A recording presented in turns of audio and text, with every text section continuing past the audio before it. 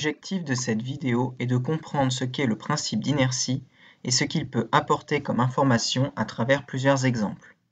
Tout d'abord, quelques rappels. Pour simplifier l'étude d'un système, on le modélise par un point matériel auquel on associe toute la masse du système étudié. Ce point matériel est souvent le centre de gravité du système. Le mouvement d'un système est causé et modifié par des actions mécaniques exercées par des systèmes extérieurs.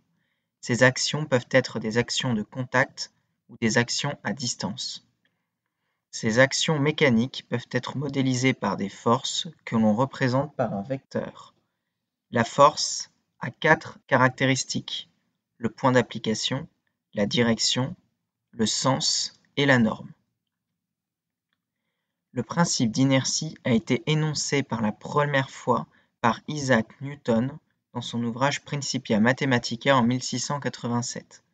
C'est pour cela qu'on lui donne également le nom de première loi de Newton. L'énoncé historique est: pour certains référentiels dont le référentiel terrestre, tout système demeure dans son état de repos ou en mouvement rectiligne uniforme s'il n'est soumis à aucune force ou à des forces qui se compensent. On peut le reformuler sous forme un peu plus mathématique en introduisant la notion de vecteur.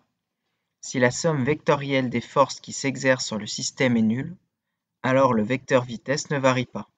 Donc le mouvement est immobile ou c'est un mouvement rectiligne uniforme. La réciproque est vraie. Si le vecteur vitesse ne varie pas, alors la somme vectorielle des forces qui s'exercent sur le système est nulle. Appliquons ce principe à un exemple pour y voir plus clair. En réalité, ce principe n'est pas nouveau pour vous et cela devrait vous paraître plutôt logique. Un premier exemple, une gymnaste en équilibre sur une poutre. Si elle est en équilibre, c'est que les actions mécaniques exercées sur elle se compensent.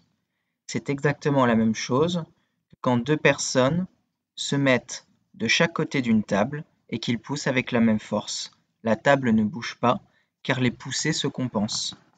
Sachant que les deux forces exercées sur la gymnaste sont le poids et la réaction du support, ici la poutre, ces forces seront égales et opposées, c'est-à-dire qu'elles auront même direction, même norme, et que leurs sens seront opposés, de sorte que leur somme s'annule, leur somme vectorielle bien sûr.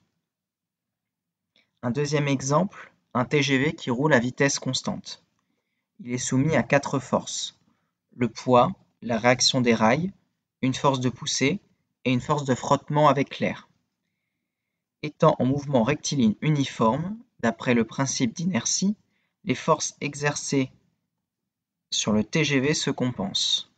On aura alors le poids et la réaction des rails qui seront égaux et opposés, et la poussée et les frottements qui seront également égaux et opposés, de sorte que la somme des 4 vecteurs est nulle. On peut alors les représenter sur le schéma.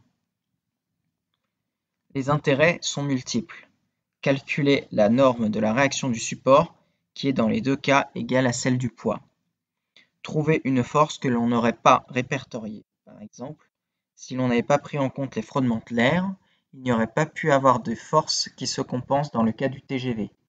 Celui-ci est en mouvement rectiligne uniforme, c'est qu'il manquait forcément une force pour compenser la poussée du TGV.